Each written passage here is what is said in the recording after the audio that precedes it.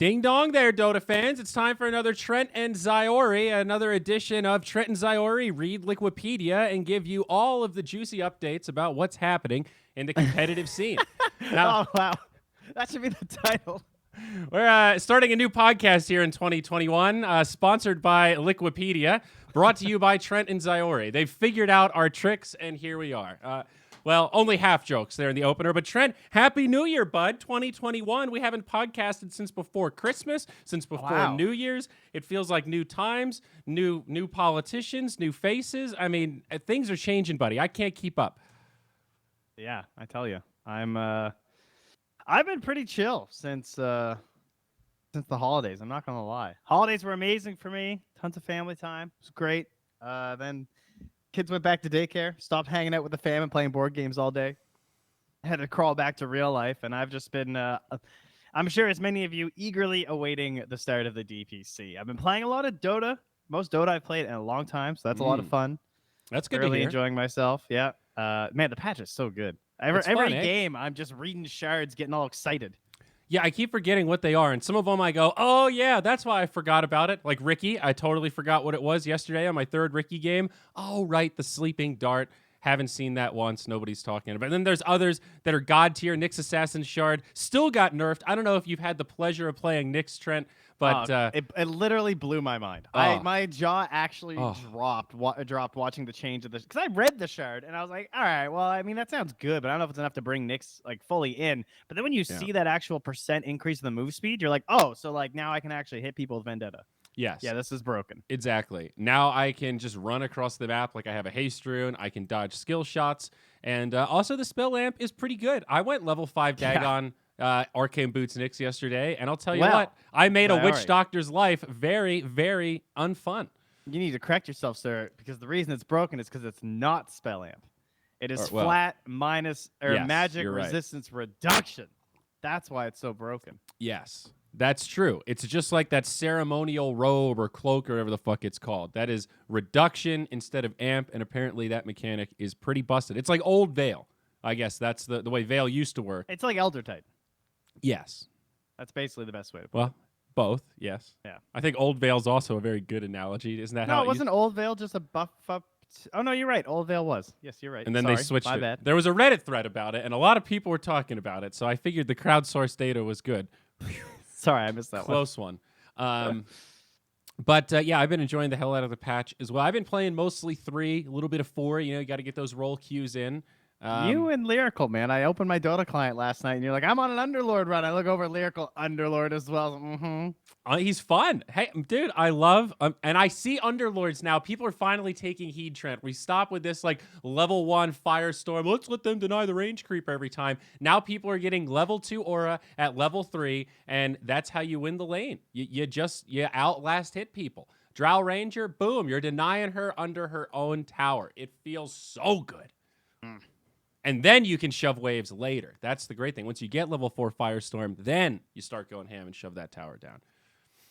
It's good, though, man. Dota's very fun right now. I hope you guys out there are also thoroughly enjoying yourselves, because it's the time to play. I will say, pour one out. I don't feel bad, but for carry players right now, it's probably not a lot of fun. If you don't enjoy playing Wraith King or Ricky, it's probably not that. If you're like a good old-fashioned, I love my anti-mage, I love my Spectre, it's probably not been a lot of fun for you. I will say I'm pretty fucking tired of Lycan. That is my one gripe right now, and why I justify picking Ricky, because it's my anti-Lycan protection.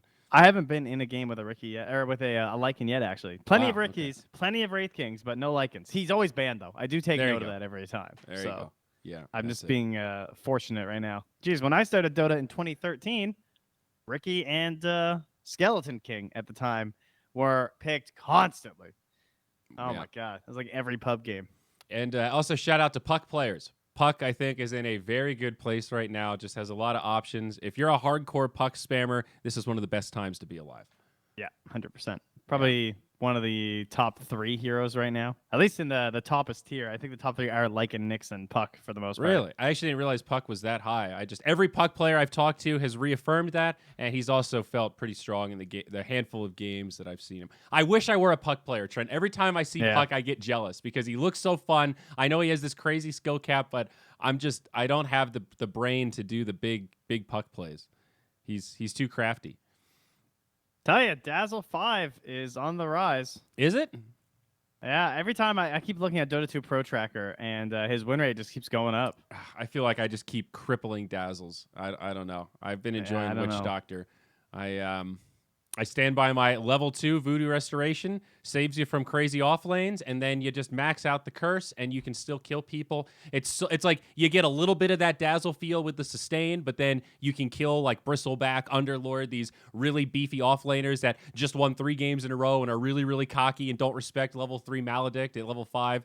That kind of stuff. I can't do that with Dazzle. Level 3 Poison Touch is just nothing compared to Maledict. So that's my standard, and I still can't justify the Dazzle. But hey, maybe Trent. There's got to be some broken build on him that somebody's going to figure out.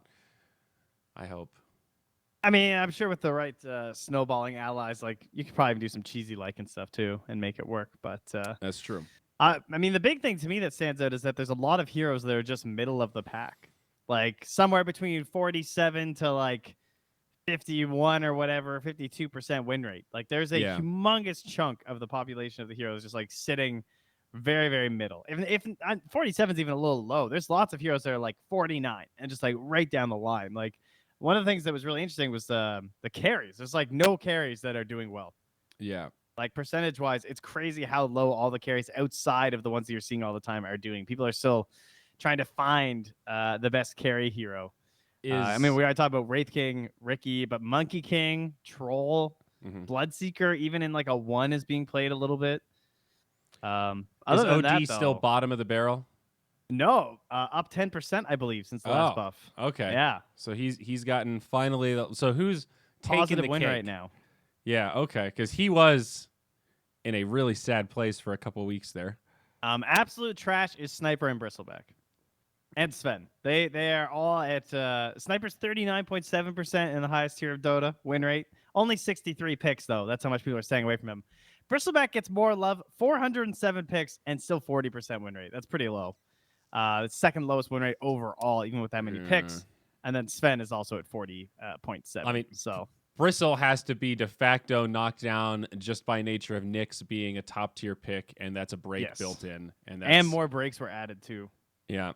I've been like spamming Nyx a little bit, mostly just yesterday, but I played a couple Nyx games, and I had multiple moments where they're against this Bristleback. My team was like, I don't think we can kill him. They're like, all right, let's try it. And you break him. He dies in 2 seconds. Like, wow, holy shit.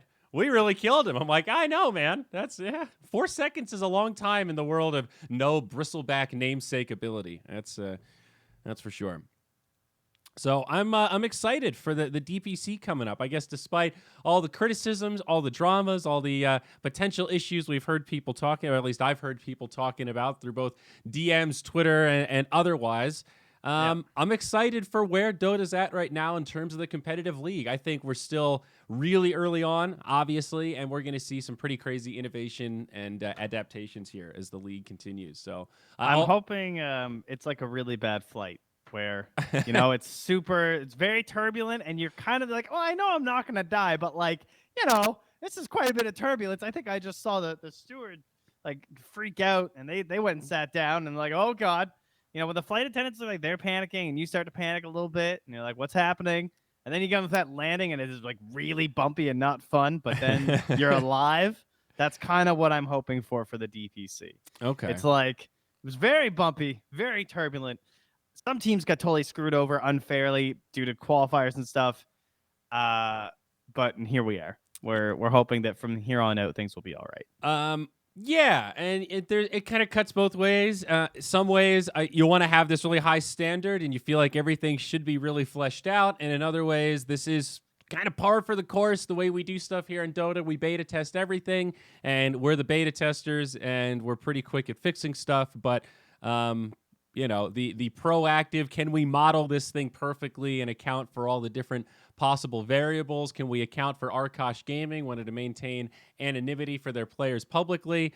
Various things like this that are hard to calibrate in the rule set when it's all just on the drawing board. So, we are probably going to be fairly critical in this episode, but I want to throw that out there as kind of a disclaimer that it's It's a bit of a minefield to navigate in some ways. It is for everyone. Yeah. It's very tough. Um, Jeez. Arkosh.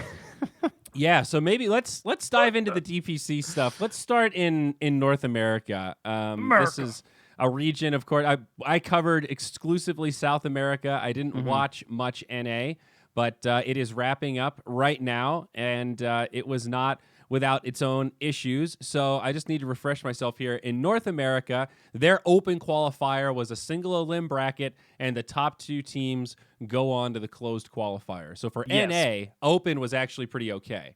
Well, yes, the main difference with North America from every other region is that you actually have a path to upper division straight out of the opens. Okay. No other region had that. Okay. So that's completely unique to completely NA. unique to North America. Should have been available in other regions, probably especially South America, but obviously with what happened to Tavo Stack. So I don't know who had what power in terms of tournament layouts and stuff like that, but in my opinion, if BTS were the ones who got to pick this out, they did it right. I think that this was totally necessary. I mean, isn't that like the only explanation?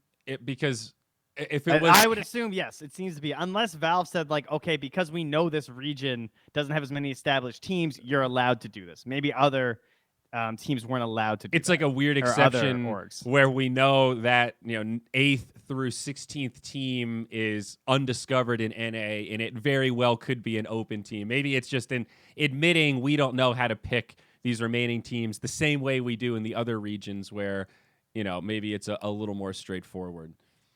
Still sucks, though, for the other regions. Great for North America. So the closed qualifier, that's what is wrapping up right now. Team Dogchamp versus Aristotle. That's the Lukey stack versus... and our boy Bloody Nine.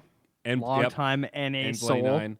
And I don't recognize anyone on Aristotle. Rises, Prince, the Bloody Sky. It's a Uruguay player, a German player, and their 5th is listed as TBD on Liquipedia. So, yeah, that's the point that we're at with the qualifiers now.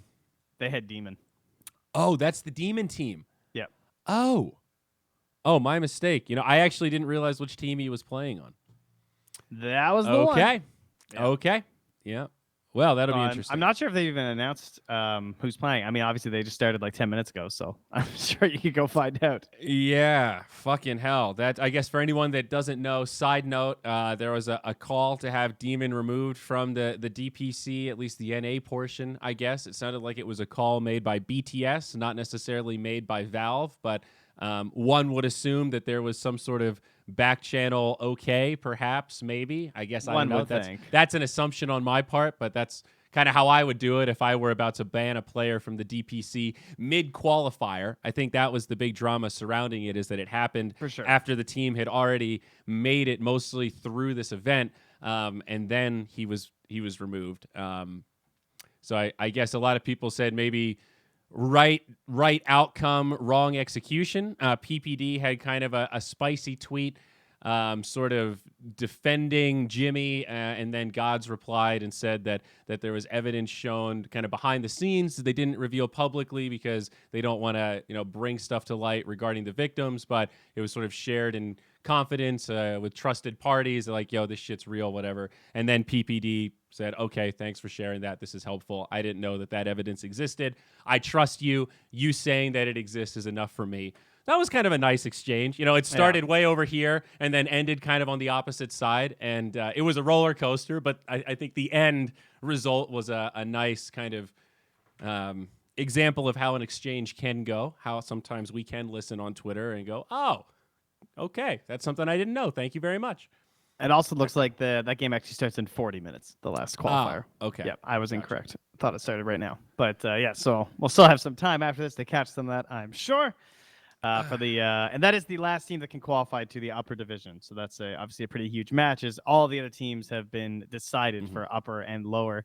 And of course, the Star Squad. Well, first off, for the upper division in North America, to pretty much a surprise to no one, the invites were Quincy Crew, Evil Geniuses, Four Zoomers, and then Sad Boys.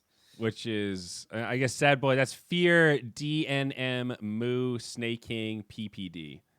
Pretty exciting team. Yeah. So I guess Business Associates is just truly dead at this point. Now Brax is on 4 Zoomers, and Sad Boys is sort of a remnant of that, but obviously some new faces. So qualifying teams to Upper, Undying, that's the Tomato, Bryle, Saberlight, Moon Meander, Dubu team.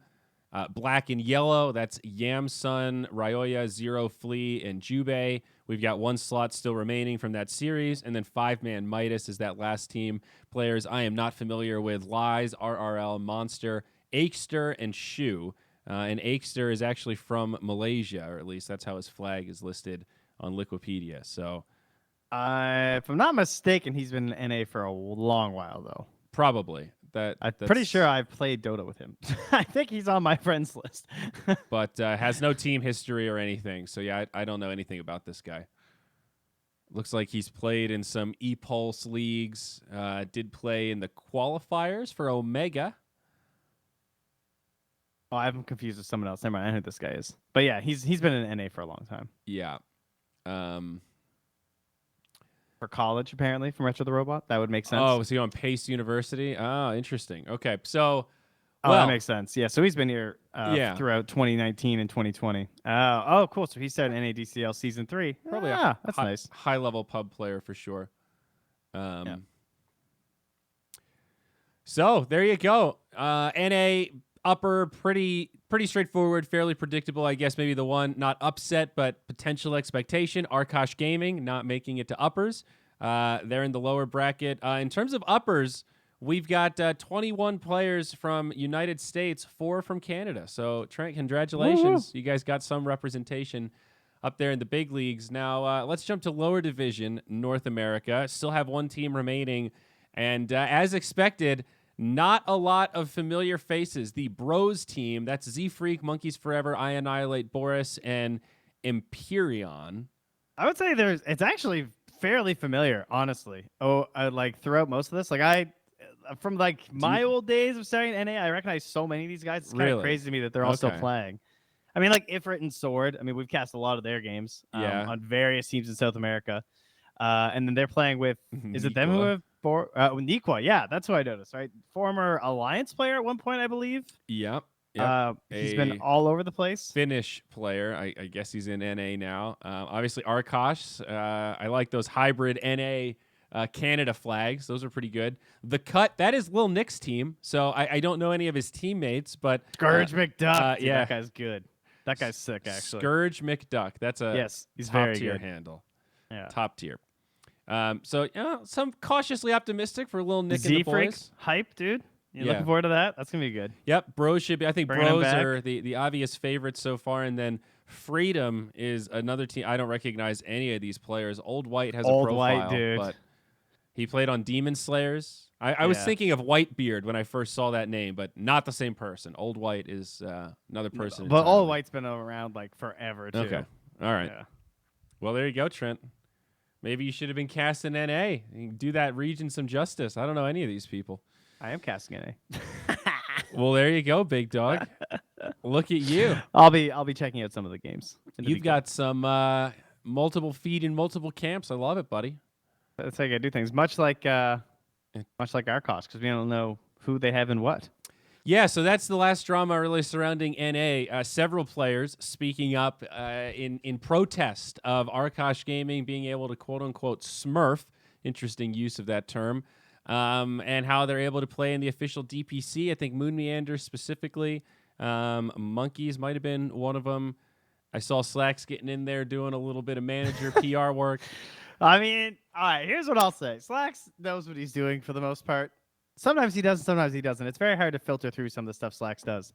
I think at first he didn't see an issue for it, and then I think he might have quickly realized that maybe there is kind of an issue with it, but perhaps wanted to, promote more Arkosh by creating more Twitter stuff. So maybe any publicity is good publicity. Well, so maybe one fallacy with this whole thing, though, is if we're drawing a parallel to professional wrestling, is that if you think about the WWE, they not only own the story and own the talent, but they also own the league in which the wrestlers compete. It's rigged. So, yes. yeah, they own all of it. So, it doesn't matter who the people are outside of the characters because it's all under the same umbrella, all controlled by the same string puller. In this case, yeah, it's like this is more akin to like the Olympics or something like that, or like, you know, FIFA. You couldn't just have a guy on the soccer field wear a mask and be like, I'm Marshmallow. I got a marshmallow mask on. You don't know my identity, but I'm really fucking good at soccer. I don't think you could do that. You know, like I don't think. No, it's a distinct advantage. Like I see no argument. Like think about it in hockey. Could you imagine if you raised your kid to be really good and then you tried to keep his identity secret and he always wore a mask and never just took all the fines and never said anything in press interviews and was just this like you couldn't it's somewhere on some document somehow you couldn't do that. I don't even think they would let it happen even if it's impractical. Well, the thing about this in particular is that it's just strictly an advantage in the open qualifiers.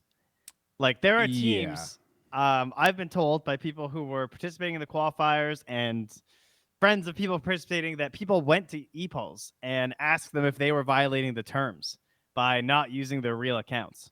That poor fucking intern that opened that email. They were trying to essentially get them either to get banned or to reveal themselves because it's not fair that some, you know, let's like, what's that guy's name? Ink Dota, right? I run into that guy in pubs. I hate playing against, and when I play that guy, I ban Meepo and I tell someone else to ban Arc Warden. But if those heroes get through, I know I'm not going to have a very fun time because he's very good at them. Well, if Ink Dota brought his team to the open qualifiers, that's kind of bullshit that you get to just ban that on him and they don't know who's on Arkosh. And then people are like, oh, you could have just looked at Arkosh's games. It's like, dude, they played like a couple of show matches that weren't even ticketed, first off. So good luck finding those if you can. And then looking at their very limited qualifiers, whereas it's like, well, he could have hit his pub data. It's like, yeah, but any of these players who, as Sammy Boy pointed out, are, as he called them, respectable enough players that I don't think they should be doing this, aka people could glean significant information even if they just knew who they were, then it was strictly an advantage for Arkosh, which is not fair to the other open qualifier teams. Hindsight's 2020. In the end, they should have had to reveal to everyone in the qualifier. But now that they've made it through, then I'm glad that they're going to be revealing it to everyone in the league. So, I think that is a complete necessity. Yeah, it's like all of that, those are fair statements, but at the same time, there's part of me that goes back to like, yeah, but it's open qualifiers, and if you can't beat Arkosh Gaming, then you don't deserve a spot in lowers. I'm sorry. Dude, open qualifiers are like best of ones. That's exactly where this benefits them. Yeah, they get their cheese dick hero. It's a benefit, but still, like, ban some cheese dick heroes. Like, it's still open qualifiers. Like, it is an advantage, but at the same time, I think the conversation is more relevant around DPC stuff. Now, at the same time, does it matter if the public knows? So one of the things that God said was like, public does not need to know. If the other teams in the qualifier know and the organizers know, and somehow they all agree to say, okay, we're not going to dox it because we like the show of it all. Let's just say that happens. I don't know what the incentive is for these lower bracket teams to do that, but let's say it existed. Would that be kosher? Yes, I think that's so. Totally fine. I think so too. I don't think the audience has some right to the identity in terms of the efficacy of the competition. Like I believe in the organizers that Valve has put in charge of the DPC, in this case BTS's ability to verify it. Like that's good enough for me. I trust their word that they know who it is and that the whatever. Yeah, I think that's totally fine. Because the main concern beyond that is that it's not the same players participating, right? What you cannot do in DPC is have Sumail come in and play as Pale Horse for a game because your guy's out, right? That's not okay. So we have to somehow verify that it's actually Pale Horse playing Pale Horse in that specific game. Yeah. Correct. Yeah. I don't know, man. Again, they should have had to reveal, I think, for qualifier teams, but it is what it is now. So future of Arkosh, like I guess prediction on how they'll perform and prediction on how this is all going to shake out. Are they going to get doxxed like the second the league starts? And is that going to make it better or worse? And I think they just vehemently deny, no matter what people say, and then tell your Discord of people to start flooding it with other information. Ooh, the misinformation campaign. Okay. Yeah, that's what you do. But yeah, all right. I think that it'll still be funny, even if it's just never confirmed. You think they'll bomb out, or you think they are like? Are we going to see Arkosh and uppers? Are they going top 2? How many? Oof. Isn't that how it works? Top no, 2 they're go not up. going top 2. I would. My guess would be it's gonna be hard to beat It's Okay and Bros. Those are pretty good stacks. Yeah, I think so too. Okay, well, enough about North America. So onward to South America. And I covered a shitload of this. So we'll talk more about this. How far are we out now? Wow, less than a week. We're about 5 days away from DPC start. So I did a podcast, a Zyori +1, to start the year with Bowie. So if you want to just get your head in the South American space, recommend checking out that podcast after this one, youtube.com/ZyoriTV. Oh, plug. I should do that. Yeah, we didn't talk that much about SA because Trent, I'm going to go ahead and tease it here. Bowie and I are going to start so let me just reveal some shit here. Oh, I'm very excited here. We are going fucking ham on South America. Okay, Bowie and I have a couple things in the works. Number one, we're going to start a weekly podcast around the DPC, specifically just talking about players, their stories, match results, topical drama, news stuff, and also having players on as guests. It turns out there's actually more players in South America that speak English pretty goddamn well than you realize, and Bowie knows a fuckload of them. So I'm really excited about that. I'm excited to dive into this region and actually get to know these players beyond just looking at their fucking Dota buff. And I'm excited to fill in some of these liquipedia pages that are just blank pictures and like, hey, this might be this guy's name. He's got a bunch of them, but I think his name is Carlos. Yeah, here you go. He's played in a DPC match before. I sent out a questionnaire to every single fucking team in the SA DPC asking for their basic information, how they got into Dota, why they're playing Dota, and all sorts of other stuff like what you would do if you won a major with the prize money, favorite TV shows, favorite movies, hobbies outside of Dota. Trent, we're going deep with the information and the storytelling.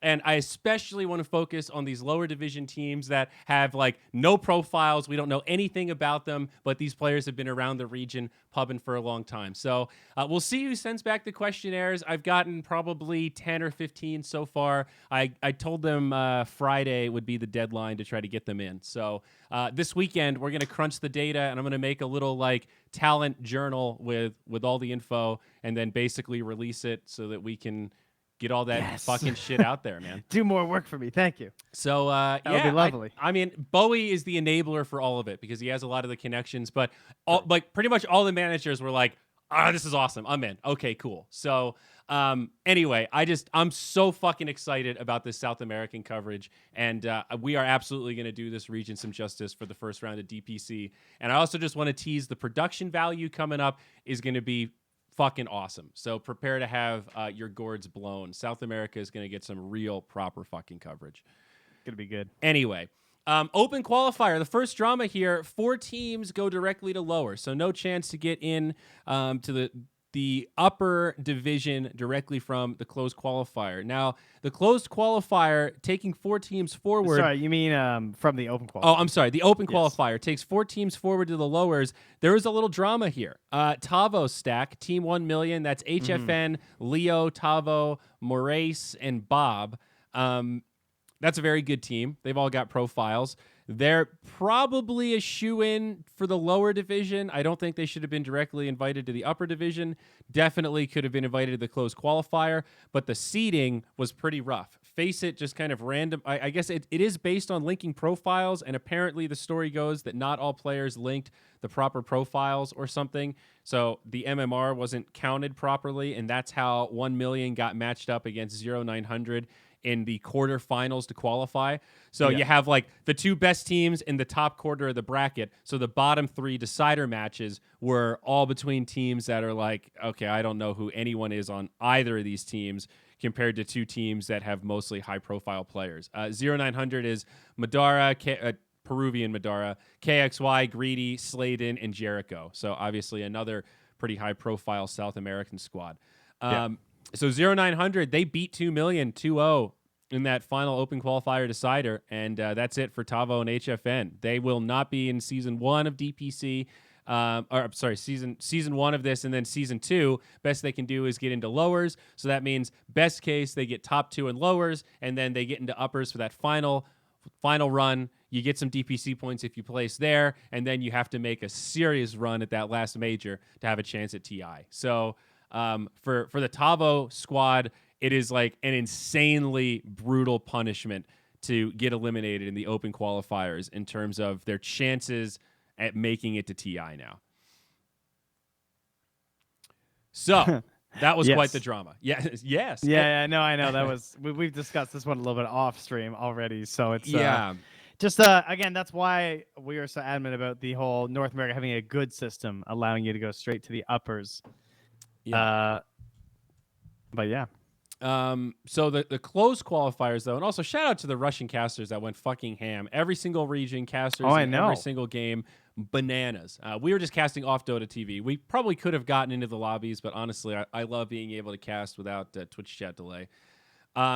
But the closed qualifier was really, really good, Trent. It was super exciting in terms of the LATAM defenders. They ended up placing 4th, but they were one of these teams. They bombed out in the group stage, and then they made a great run through the actual playoff bracket, and now they're going to be moving up to the upper bracket. Not really any kind of drama here, but the LATAM defenders, I think, they're like the dark horse, the team that nobody knew about that somehow adapted to the qualifier, and now they're going to be playing up against the big boys. This is the team. Their carry's name is, I think it's Kukahook, but we were calling him Cuckahook. This is your guy. This is dude. Cuckahook is my guy. He played so well in these qualifiers. His KDA was insane. Like some of those games, he's like 20-1 kind of shit. Like I felt like every game, Bowie and I agreed, all right, this is in the hands of Cuckahook. If he doesn't make any mistakes on this Juggernaut, they can win this game. But this is one of those fragile, if you fuck up at all, this is going to be so hard. Juggernaut versus Spectre with even farm, and Cuckahook comes in the clutch every single time. Now, he's picking on qualifier teams. So I'm excited to see what the big bag Cuckahook can do against the upper division teams. You are right, though. They definitely stick out up here. Compared to all the other teams, it's just like, oh, okay. You guys. Yeah. So I guess we can go over just the teams in each division. Lower, we got Incubus, Infinity, Hokori, Crewmates, 0900, Inverse, Gorillas Pride, and Blood for Blood. Blood for Blood being the least known of the squad, like actually people we've never heard of at all. Their carry player, Drake Shit. They've got Picante, KPO. They've got a name that's on par with Koikva. Looks like Easy and then gibberish. And then their position 5 player with something that is going to be very challenging for us to deal with throughout the league. So I don't know if you have that Liquipedia. I do. Yeah, that's going to be great. One key vowel there, and oof. So quality. Yeah, not a lot of Brazilian representation, though. In lowers, we've got Incubus and Crewmates. The other 6 teams are all Peruvian-based squads for the most part. So Viva Peru here. Infinity, one of the teams. That is a lot of Peru. Yeah, I'm looking forward to seeing their mid-player, PP. This guy is quite the character. Trent, he is, I guess at least broadcasting-wise, we made some memes. And an interesting team because they have a Brazilian carry player, Arms. Oh, they have Arms. Yeah. Okay, yeah. Yeah, so PP's their mid. Little inconsistent, but still fun to watch. I enjoyed casting PP's games for sure. Upper division now. The invites, SG, Thunder, Infamous, Beast Coast. Nothing surprising there. And then we've got Omega, Unknown, Ego Boys, and the LATAM Defenders as the last 4 slots. This is going to be a cool upper bracket. I think Omega, definitely the other team to keep an eye out for. They were undefeated in the group stage. They went straight up into... They got Matthew. Yeah, dude. They got Matthew has been my guy since I started watching casting Dota. I've been casting this guy's games. He's so good. Yeah. Matthew Earth Spirit, just that rocks my world, man. Yeah. So a bummer for Brazilian fans, though, because there's only one team with significant Brazilian representation. That's SG Esports here in Uppers. And the other thing about Omega, What do you mean bummer, dude? That's even better. That means you got one team. Bummer. As all of Brazil gets to cheer for SG Esports, and they don't even have a choice. That's fair. You can't even fight with your own countrymen about which Brazilian team to support. Yeah, you have to unify around SG. I guess that is maybe a promising thing, at least for the org. But Omega, I've been hanging out with Bowie too much. Now I'm a bias. That's the problem with South America. You've got this internal Portuguese versus Spanish divide. Oh, I see. Yeah. But two Bolivian players, Mingate and Oscar, some Bolivian representation. But for Omega, dude, not only Matthew, but Dark Magoo, Dark Mago.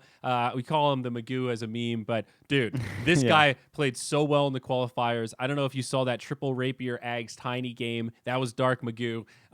He just played an extremely solid 5-game group stage where they went undefeated. He dominated his mid. Really good rotations, really good itemization, just super solid. I'm going to control these games. A lot of Tiny. So that's a tip for you, Trent. Check out the Magoo. I'm ready. Yeah, I've definitely seen him before.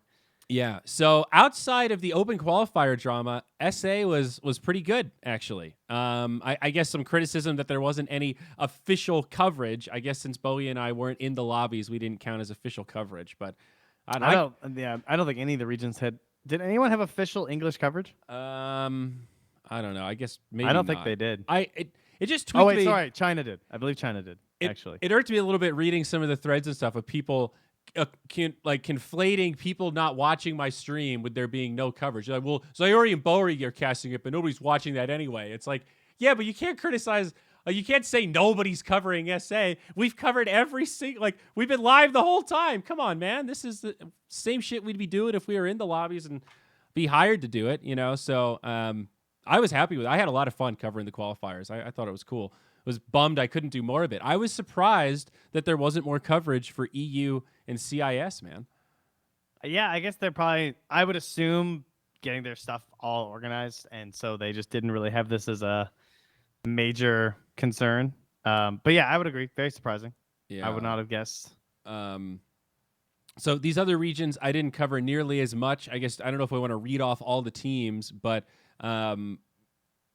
any specific dramas? I mean, and Europe. The big upsets? question was the 4th invite, I guess, for Europe. Yeah. It wasn't crazy. It was Liquid, OG, Secret, Enigma. It was tough a little bit because of Alliance and Viking, just with how things have been lately.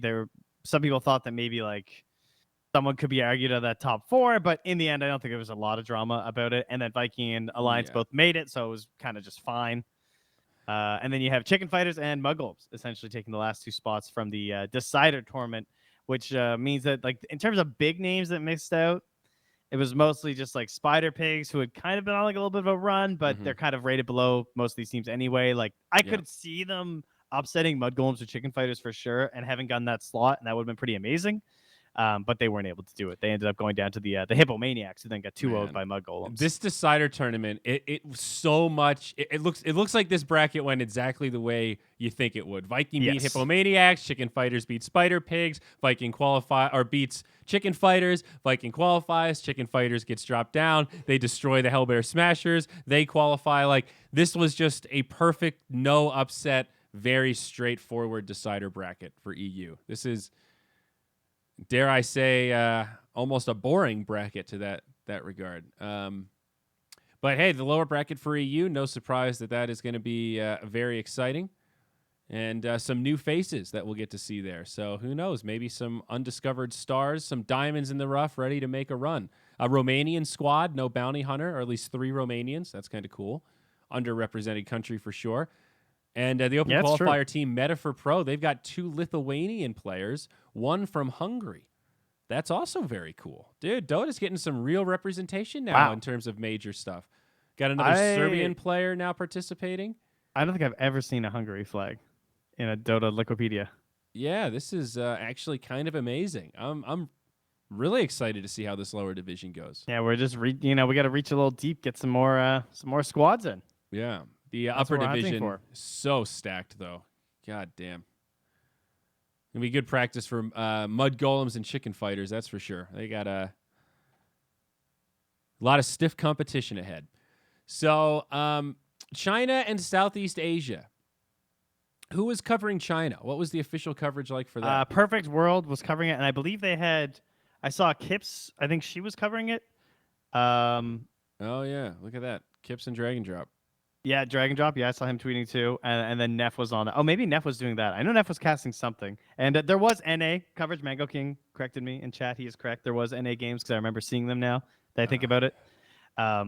So they also had some stuff on there. So Shout out to BTS once again. I mean, I'm wearing their sweater, all right. I don't need to sell out too hard here, guys. Fair enough. Yeah, but they had and Party PD, I guess, was on there, so maybe it wasn't Neff, but yeah, they're getting stuff done. Thank you, Party Pete, legendary lad.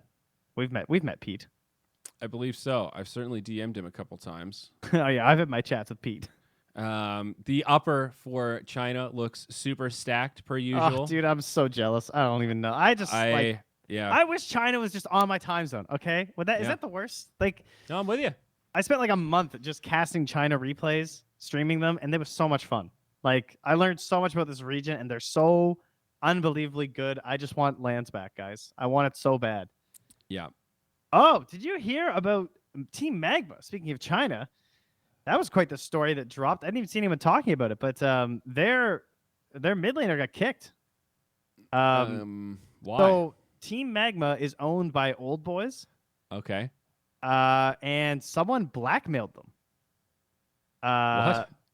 So apparently, someone announced that ZC, the mid player from Magma, apparently Old Boys got like a DM or something or a threatening letter saying that they know that this guy was a match fixer and you better pay us off or we're gonna tell Valve. And so when Magma saw that, they were like, "What?" And they went to ZC, and apparently he admitted that he had.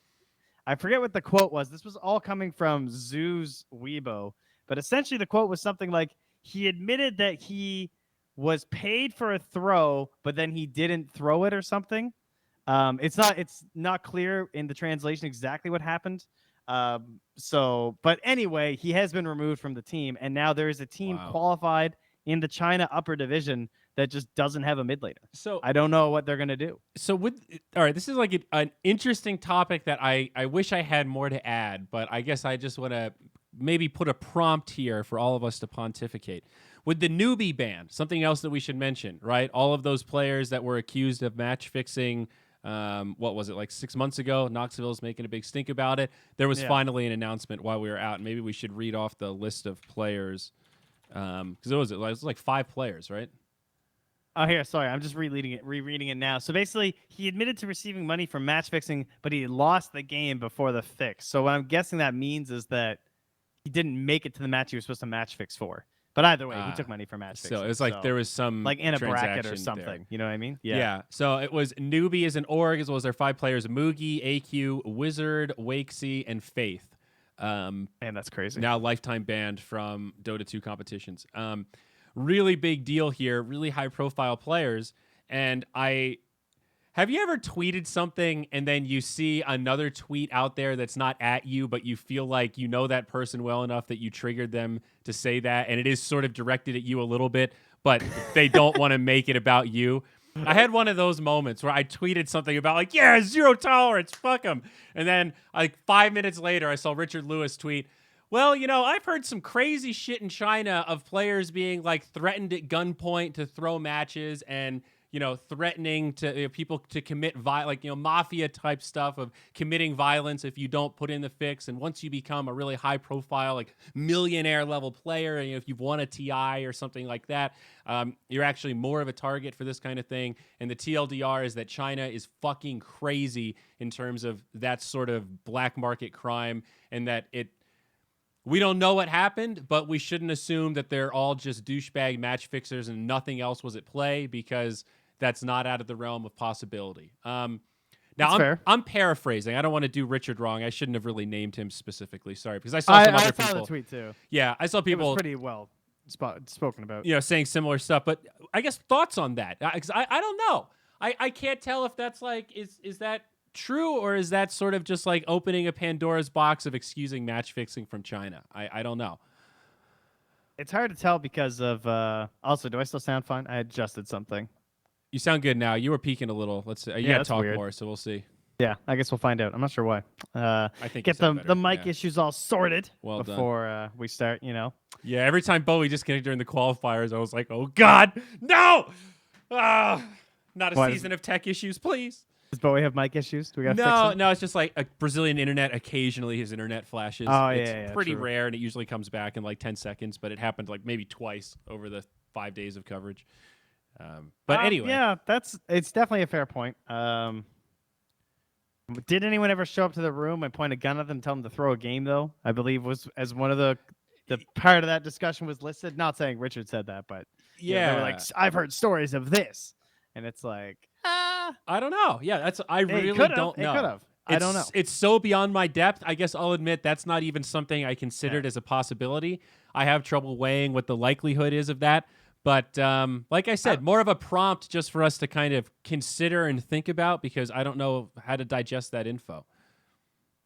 I don't know how I feel about lifetime bans anyway. I don't see what's the difference between lifetime and 5 years. If someone sticks around for 5 years and can still go pro, I feel like I kind of agree. Yeah. And then lifetime ban them if they do it again. Sure. Then again, it's also just such a stupid, unbelievably dumb thing to do. You clearly have no respect for competition and integrity in the first place, so maybe you shouldn't be playing pro Dota. So, I'm not sold either way. Still got another peak there. I don't know what that same Who's thing. Broken? Why are we breaking things? I don't know. Either that or our TeamSpeak server's shit in the bed. That's the only other explanation. But if it's not happening on your end, then it's got to be your side. Can't be. Let's see. Mode volume gate. Oh, I see. Here we go. The live troubleshooting. Yeah. I guess China not without drama. Southeast Asia. I don't know what's going on as much in this region. But let me try putting on the continuous and see if this fixes it. Okay. You tell me if something goes wrong. It definitely sounded like some sort of noise gate thing where when you get too loud, it's like trying to, and it goes instead of why loud. is it fighting me? Don't fight me, Mixer. How's that? It just happened very slightly, but it's better than it was before. It's like way minor in comparison. I have to get all fancy with all my buttons again. Is that what you're telling me? Are you telling me Clifford came in there and started twisting your knobs? There's a reason your it's knobs, up high. man? There's a reason that this desk has a safety button to just raise it above child height. Oh. So my mom used to call it a spaghetti. You know, all those cables dangling behind a desk. She was like, that's just prime for an animal to come in and start. You know, that looks like a cat toy. Like, well, I guess the cats are staying the fuck out of this room then. How about that? All right. I'll have to play with it later. I'll just try not to yell, guys. Yeah, all there right. you go. It's not that consistent, so I think we'll we're figure okay. it out. But yeah, direct invites to Southeast Asia, TNC Predator, Fnatic, T1, and Boom Esports. And then the teams that qualified for Upper, Neon, 496 Gaming, Execration, and Vice Esports. Any dramas with this region? Was there any coverage? I think it was undercovered for sure. No, I didn't hear anything. Actually zero about this region. Sad times. Sad times. Execration got a cool new logo. See that? Yeah. Their lower bracket. Did you see this team, Galaxy Racer? Talking about cool logos, dude. That's a Ghost Alacrity, KYXY, and Destrees 343. Oh, 343, nice. Adam's got a squad, does he? Yep. Is he back to 343, I wonder? It seems like it, according to Liquipedia, but they look like they could be contenders for potential top 2 in lower bracket for C. Signal Ultra, also the Filipino squad, also contenders. Hoyo, Wait, what? the Forev squad, also, I guess that's XT1, huh? How can their logo look so much like TNC's? Who's? Signal? Signal Ultra. Are they sponsored by the same person? Is that why? I don't think so. Apparently they're the TV bird's company Signal. Trent, because the bird's facing the other way, dummy. It's not copyright infringement. The beak's pointing to the right on TNC, and the beak's pointing to the left on Signal. So there you go. Actually hilarious. I mean, Signal was a team like way back. Plus, right? Signal is red and TNC is orange. So, I mean, bud. Yeah, I don't even know. They don't even exist on the same spectrum. That's pretty funny. So, sorry, my bad. Enough about qualifiers, I guess. The big topic that I really sorry, there was drama. My mistake. Oh, what was it? Team Assault. What was Team Assault? There's there's very shadowy tweets from Miracle and other Southeast Asian players that are essentially hinting at the fact of who the hell is playing for Team Assault. And they don't trust who these players are, and there's some suspicion that they could be Smurfs of banned players. So Johnny does have a connection with Arrow Gaming. Right. In 2014, he did play as their offlaner, and it looks like he left I guess he left in August before the match fixing scandal. But okay, there's a network there. So what, this Canis, KH, GY, and Ray? Well, you telling me that Ray might not be that's a Smurf? You can't trust Ray? Yeah, I mean, there's no evidence as far as I know, but that basically seems like they're that's what they're all hinting at. Say it ain't so, Joe. I mean, I guess I can understand, though, when you're in a region where let's say the top 200 players that play actively are constantly seeing each other. And once you play thousands of games against each other, you really do get a feel for that person's style in a sense that you can't just like smurf and just, okay, Jenkins is going to play carry now. Like, he has a specific offlane style that you kind of start to recognize. And it's like, yeah, we would know who these players are if they were really this good, the way that they're playing. I've never seen these guys in my pubs, and it's like it's hard to imagine there are these sleepers. You could be top 100 on the ladder, but you're not, but you have the skills to be, because the only way to get there is, it's like the ladder is part of the practice to get there. So is that part of like the logic, or am I big braining this too hard? Yeah, I mean, basically all Miracle said was suspicious teams, even in the DPC, ... To which Parker replied, "Here's Johnny." I fucking love Parker. 75% of the games at C are match fixed. Also, here's Johnny. Hashtag Sprunk. Like, oh, fucking Parker. Big love. Yeah. Yeah, who knows, dude? I don't know. I mean, I could see that's one of those, I have no information, but how do you... Is that a little bit like match fixing stuff? You have a suspicion, but you don't know how to prove it? I think so, yeah.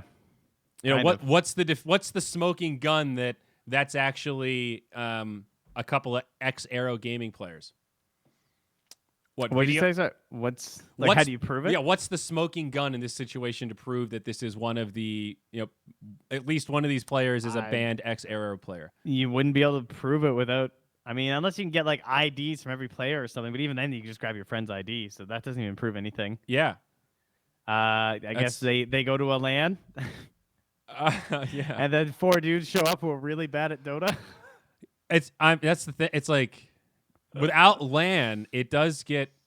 It's that. Dude, if they make it to the LAN, you just never file for your visa. You just claim you couldn't get your visa. You just can't go, and then we couldn't get a visa, man. That's okay. Getting the 17K. We just had to collect these DPC winnings, and that gets hard to trace. Like, you can just use a series of holding companies, and like they don't know. You make Assault Gaming LLC. They get a bank account. You play somewhere. Valve writes you a check. They don't know what happens after it goes to Valve LLC. Players. Well, but still, like, each player can have their own LLC. You know, you can make Ray Gaming LLC with 2 Ys, and there you go. It's getting paid to Ray. That seems legit. Oh, fucking hell, mate! What a disaster. Sweet logo though. A battery with a baseball bat. I mean, yeah, it's pretty good. Couple of levels there. I do like it. All right, now Trent, we got to talk about the big. This is like a pre-issue, and I don't know if you've seen this budding on Twitter. This one's a little hot. Okay? Oh, I love hot. I haven't really checked the Reddit today, but I think this is going to be a breaking story. Now, there's going to be some inconsistency across the DPC in this first season. Now, some of this... Oh, yes, this is hot. Some of this is a little bit related to COVID, all right? The original requirements were to have everybody in person, in the same place, proper studio coverage, all that kind of stuff. To be clear, the original requirements were to have panelists in place, not casters. Okay, fair. Studio-level talent coverage, let's say. And I think when you say studio-level coverage, that implies a host with a panel in a studio with some production value beyond like what you and I do with OBS from our houses. Right. COVID has made that hard, and at least 2 of the leagues are going to be remote for English coverage. And I think that was okayed because obviously COVID is a real thing, and there are things out of our control as talent and tournament organizers.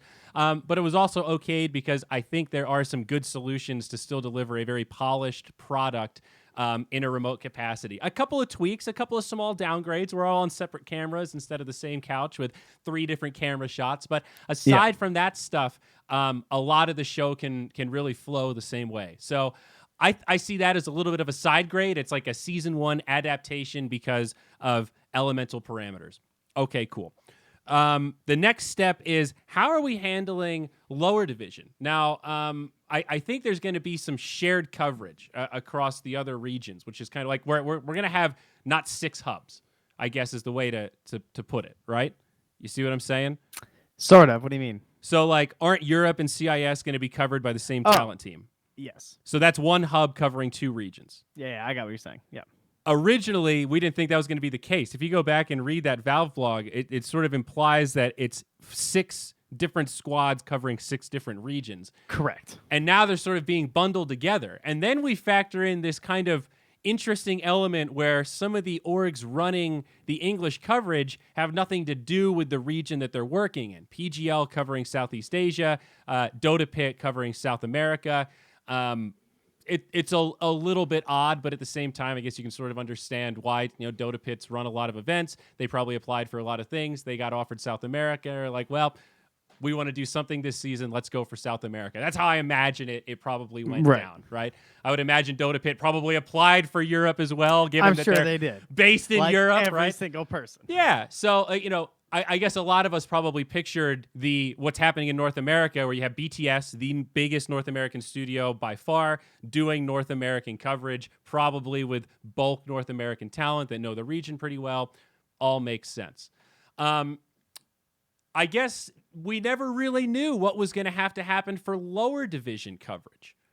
Am I crazy? I mean, obviously I am crazy, because I thought in the original DPC announcement, it said that the lower division also had to be covered. So it just says it has to be covered in Dota TV. I went back and read it, and it says studio coverage for upper, and then lower will be covered in Dota TV. Doesn't that mean you have to pay someone to cast it, though? I think well, I thought so. That was sort of that's all I thought. I thought that was basically Valve saying you have to do the bare minimum to have a caster on these games. Yes. But maybe they just mean literally you need to make it happen. So what I pictured in my head was exactly that. You have this kind of studio coverage for division or for upper division, and then you have probably remote casters and a little more akin to like what we are doing remotely for our coverage kind of stuff for lower division. And that's just kind of the way it goes. And then it turns out that some regions now, if you're doing a hub and you've bought a whole region, it's like, well, we've already bought these talent, so why don't we just have them do all of it? Because all of it is broadcast hours, all of it's DPC, all of it's relevant. Maybe some of these organizations are doing multiple seasons. So they're like, hey, some of these lower division teams are going to be upper division next season. So we want to tell all of these stories now to hype up like our future shit that we're doing. Who knows? I don't know who's doing Major 2, Major 3, even Major number 1. So maybe some of these organizations running DPC now are gathering assets to tell those stories throughout this entire season leading up to TI. I have no idea, but there's definitely going to be a discrepancy because I thought everything was paid. It sounds like in Southeast Asia, it's just open. Like I was told by casters that basically they were offered, you can cast in Dota TV. If you have any sponsors on your stream or whatever, you can throw those logos on there. We have to approve them.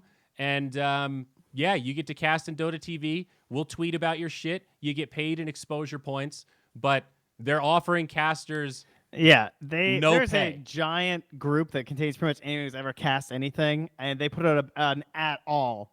So I don't think that's really a secret. I don't think so either. And I saw it on Twitter yesterday, kind of confirmed by some folks, and it was confirmed to me in DM, so I don't feel bad putting it out there. And I guess I'm trying to like tread lightly because I don't want to point fingers or like flame anybody too hard because I have no idea what the parameters are. And we kind of made some assumptions about the baseline of parameters, but it's just like wild to me that you have some regions and orgs that feel like the expectation is we're going ham on every single game. DPC is DPC, upper or lower, same talent, same coverage, same production value. We're going in because DPC is DPC and we want to do it right. And then you have other regions where you have no casters from the region, in this case, Southeast Asia, covering it. So you have no specialist knowledge, nobody that really knows the players beyond stuff you can look up online. And then half of the games for that region are going to be covered by just whoever wants to cast for free for exposure points. I think a lot of the normal candidates that are tier 2 casters that know that region that would be great contenders to cover this are not going to do it out of solidarity because they feel like their region is getting shafted. Yeah. Hot take. I think they kind of are. That sort of sucks. Yeah. I mean, But- there's several slots for C that are also free. Like, there's literally nothing else on. Like, C has lower division games in a couple slots that are empty. In fact, the vast majority of their C games are actually when there's nothing else on. So there's not even competition. Yeah. Which seems like a huge oversight to me if PGL aren't just paying someone to cover that, because there Yeah. won't be any other competitive Dota on. You can be the only DPC game available in, let me just count here, 1, 2, 3, 4. Yeah, 4 of their weekly. Is that all of them? That's all the weekly lower division games. So and Thursday morning. Yeah, all of their lower division games are empty time slots. Yeah. Why aren't you paying someone for that? And like I think It's like that. Isn't that just free channel points? I'll be honest, I don't know what the rates they have in mind, but I think a lot of these quote tier 2 lower division potential casters that would like to be covering that are not asking for crazy rates. And if you're just doing like a remote 2-caster, play-by-play analyst, play-by-plays, doing the production screen and if it's that's that fine. level of coverage and you're paying them each $50 a game or something, I mean, $100 a game to have coverage for that is really a pretty small expense in the grand scheme of this whole thing relative to what I would imagine the broadcast hours should be valued at this level. I can't believe all their lower division are free slots too. That's actually huge.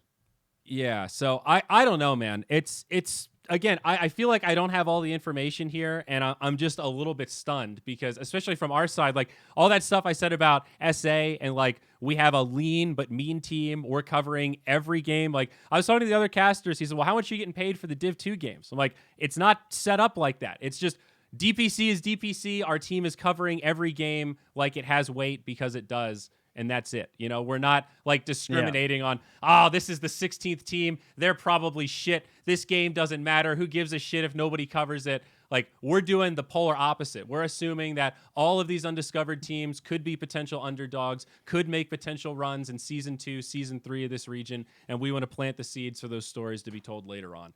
And it just really, really sucks that not everyone is doing that. I guess this is like such a great opportunity to have a kind of a renaissance for Dota and have all this new blood finally have a chance to get some of this spotlight. There's no other events on during DPC. That's the other thing we haven't mentioned. It's a fucking blackout for third-party tournaments, which is a potential drama in and of itself. Jack Chen was upset about that. We don't even know what's going on with that, do we?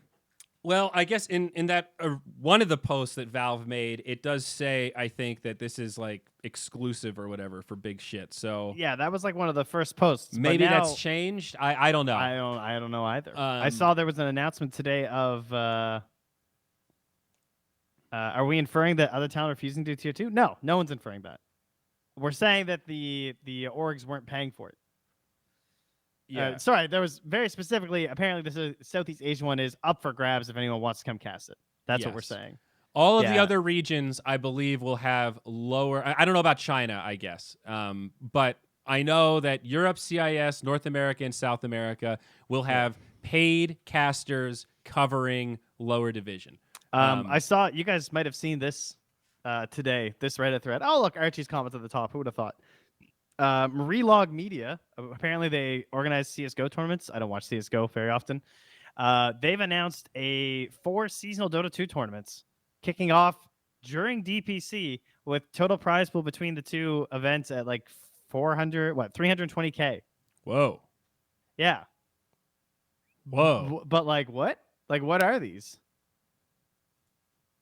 Okay, so we already have a use case of like, all right, so can somebody run a major league side by side with DPC? And I guess Jack's criticism was if they can't, then really the DPC is just a side grade because the money and the amount of games really isn't enough to be sustainable for most of the tier 1 teams if you're not like winning majors and stuff. And that if you take away the third party shit, even if it's kind of small, it's really a minor improvement for these mid-tier teams. But like, so what even happens with these things? I don't know. That like, is this gonna go? Will through? they get a license? I have no idea. I'm just as curious as you are. I'm stunned that somebody was willing to beta test this out of the gate. Like, all right. You know what? Valve is sitting in their office right now, twirling their mustache, just like, see, motherfuckers, I told you DPC's not dying. Look at these third parties are throwing money at this fucking ecosystem. All y'all sitting here bitching and moaning like this shit's dying, and people are throwing money at us. It's kind of true. I'm stunned, actually. Well, I can't wait to see how that shakes out. Yeah, I have no idea. I feel like we're never going to hear about this again. That's my official prediction. I think that they're going to call up whoever's supposed to organize this, and they're going to go, you guys are insane. Just put that all into CSGO. And they'll say, okay. That's my guess. Yeah. Okay. I hope I'm wrong. Yeah. Wow. So, yeah, I don't know. I guess, do you think this is going to change? I guess so. I don't know how to wrap up this Southeast Asian coverage thing, though. I guess, do you agree with the casters standing in solidarity? Do you think it will do you think PGL will budge on this? And do you think this is just a negotiation tactic? Do you think I've just dug my hole by bringing this up? I mean, they were pretty clearly not interested in me for this season of DPC. Oh, anyway, no, I don't think I don't think they see anything necessarily wrong with it, I guess. It is good business, and I mean that kind of earnestly. It's a good negotiation tactic, and historically, Dota talent have been pretty bad at any kind of unionized, solid front in this kind of stuff. So, my biggest concern is that I'm kind of flabbergasted by this whole it's an open schedule thing. I don't see why they're not just throwing $25 per game at a couple want to learn to casters. Yeah.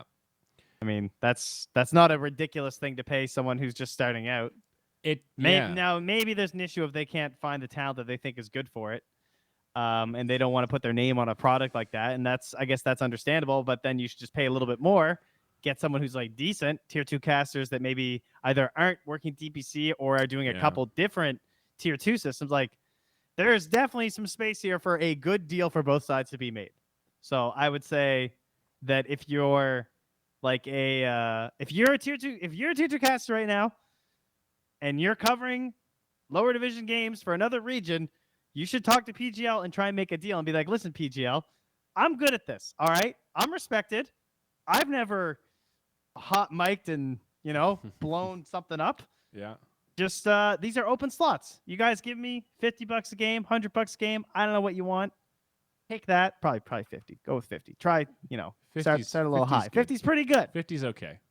And per game, these are open not slots. series. There's no competition. Yeah. Like, actually, there's no other DPC games on going lower division C. This is crazy. Jeez, we should just buy them. Put them on Dota. Yeah. I don't know.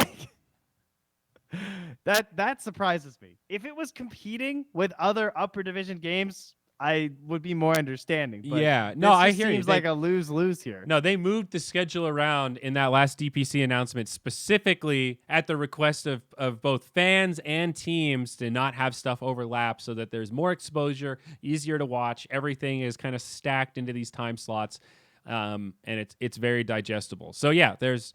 Yes, I actually did notice that a huge difference is there's not nearly as much overlap in the Europe area. Maybe because just back your mic up a little bit. Sorry, do what to it? Just move it further from your mouth. Maybe that'll help. Oh, I'm sorry. Is it really that bad? Jeez. Yeah, kind of. Well, when you get excited, it's weird. I don't know what's going on. Anyway. I don't know. Sorry. It used to be very squished, and now they've stretched it out a little bit more. Yes. And the lower division of Europe, I remember in the initial announcement, was like barely, other than like the Monday, most of their games were covered. Like by some upper division of another region was happening, since they're sandwiched in between China, CIS, and NA and SA on the other side. Yeah. I don't know. Yeah. I just don't know. And I do feel bad for some of the talent this season that there were a few that I think thought that they were a lock at some hub. It was a real. It reminded me of the old hub days where everyone's playing this Game of Thrones and no one wants to be left behind, and everyone's fishing for information about which talent are going to which hub, and no talent wants to be stuck at the wrong hub, and everybody wants to be at the coolest hub with the best talent. But then you have this sort of... All right. Am I fixed? So far, so good, yeah. I think I fixed it. So then you have this other issue of who's willing to pay the most rates. Then you're trying to combine like maximizing your money with also maximizing the best talent pool, but all the best talent are too expensive for any one org to hire all of them. So and this all happened in the span of a week. Or around Christmas and like right before Christmas as well. Yes. And then you have these things where you have to kind of agree to everything and then pick and choose. So every org is building this house of cards around a talent pool, and then you'll have a day where it's like, okay, 5 talent just hard committed to this group and left these 2 other groups kind of hanging who were they were in good faith kind of entertaining. Our talent roster changed multiple times for multiple reasons, as our broadcast plan changed multiple times for multiple reasons. It was a stressful fucking mess. I'm not going to lie. I'm really happy with where our talent team landed. I think we're going to do some good stuff. I don't know what all of the other talent teams are and where everybody ended up, but I know a few people got lost in the shuffle, specifically T-Gov. Rip, my friend. Keep the stream going, buddy. Would like to see him get some work in this season. I'm officially requesting T-Gov as a substitute for when I have emergency things. Yeah. Can I get special a guest? Rubber stamp on that? There you go. I feel like you're in charge, so. Yeah. I like it. I'm going to hit him up. I've got plans for him. Yeah. But, rip T-Gov. And, I guess I did think originally that there would be more opportunities for like lower division casting. It sounds like for North America, there's going to be remote casters for some of that stuff. And a lot of the other regions, it's going to be hub style tier 1 talent covering everything, which was the fear that I heard a lot of people posting about at this original announcement. So I guess it did sort of cut both ways, and we'll see what season 2 looks like. This might not be the final form of the DPC. I imagine that this first one will be a little chaotic. We'll see what works and what doesn't. And then, future seasons will be iterated upon for sure. So if you got left out of this first season, I feel you. It sucks. It's shitty, but it's also not the end. You have another extended holiday here as part of your lockdown. Try to make some money doing something else. And then, season 2, it might look a lot different. So don't give up completely yet, I guess, is maybe what I'd say. Figure it out. Yeah. Thanks. We'll get some teamwork going. Yeah. So there you go, buddy. That's is that all the general DPC drama? Did we sum it up right? Did we miss anything big? That last one was the big kahuna I wanted to throw out there and address, because I know some of the talent that are kind of standing in solidarity don't really know exactly what to do about the situation where they're, you don't want to burn bridges, but at the same time you don't want to get taken advantage of because somebody's a better negotiator than you are. Yeah. It's rough. So did we cover everything? Were there any Reddit I think threads so. missed? We got all the regions. Oh, well, we didn't really talk much about... Well, we talked a little bit about CIS. I think we talked the least about them. Oh, yeah. I did not mention CIS, actually. I did kind of forget. I think we extremely briefly crossed over them. But overall, they had, again, same situation as like Europe and everything. No huge surprises. I guess the one thing that's left to me is... unless it's been discussed, apparently there was something about Sumail's team where they didn't register in time and they weren't able to get in. Is that what ended up happening? Oh, also Bait, by the way. Yes. Hello. That's kind of crazy. Bait is now lower division. Dendy striking gold with some South American players. RDO, Sexy Fat Duster, and his guy left today. Yeah. Who was playing? Who was the other one? 5 Up. He's been the German guy. 5 Up, playing with him for a couple months now. Yeah, which is pretty crazy. To qualify and then leave. Yeah, I don't know what the story is there, but Bait finally finding an iteration. Is this the beginning of the return for Dendy? Yeah, I don't know. Dendy and the Brazilians, dude. How wild. And I think they're playing in CIS also. So now the question is, well, hell, I need to go through these rosters because all my information is a little bit outdated. But where did Solo wind up? He's on No Techies with Crystallized, Ergon, Malik, team. Zayet. Yeah, that's right. But no one didn't find a team, right? I don't think he did. Believe so. So what's kind of crazy, and that is tier 1 that Solo's playing in. Oh my god, this is so weird to look through these team names. I don't see no one. I don't think he made it on one. I don't think so. I'm looking through the opens as well, and there's a lot of players I recognize, and he's not in here. Yeah, and God, CIS is where's so stacked. It's ridiculous. I'm trying to figure out where old VP is. Because now where's Pasha? What's he doing? He's on the inactive roster of Navi, so he didn't join a team either. And so that means no one and Ramses. Man, that's so weird. There's so much no one, star Ramses power. and Sumail and Nine Pasha literally aren't on. Well, I guess he's inactive on Navi, so he could be brought in theoretically, I guess. But like, think about that dominating roster of VP of last year. Yeah. Like, think about that. Isn't that insane? They literally won everything. Wow. And now where are they? All those players are just missing. Yeah. What is Sumail? Like, he's such an anomaly to me. Like, they had that team that we cast in Epic, and then it kind of fell apart before the tournament ended, and then it was just over. And I don't know if it's location issues or what. Yeah, Sumail was. Yeah, I don't know. It's hard to tell. I think you fixed your mic, by the way. I think I did. I think I got it. Yes, Ice is in the U.S. Ice is playing. He's actually on his way there right now. He's probably flying as we speak. Yeah. A lot of cross-regional stuff. Yeah, CIS and EU has gotten a little hinky. When you click on CIS, especially in the lower division, you see some. It's all right. There's a couple German flags in there. Like, it's mostly CIS, but it's. Oh, he's streaming right now. Oh, he's back. Oh. Ice. Streaming North America. Oh, this is gonna be good. Yeah, that's actually some value stream action right there. Fuck. I wonder when's the last time he did. I guess it would have been the summits. Would have been the last time, but it's been a while, I'm sure, for him. I guess I was That's 20... quality. Huh. So I don't think he's been in a summit for a while. I'm excited though overall, man. We've had some bumps with this DPC. The qualifiers were definitely a little bit messy, but overall positive vibes. I haven't been this excited about a coverage sprint in a long time. Well, here's another question I have. What is the deal with roster locks right now? Before we end everything, like. What a good question that is. That's like $1 million question right there. I have absolutely no idea. No roster locks. I've heard no information regarding roster locks at all, period. Me either.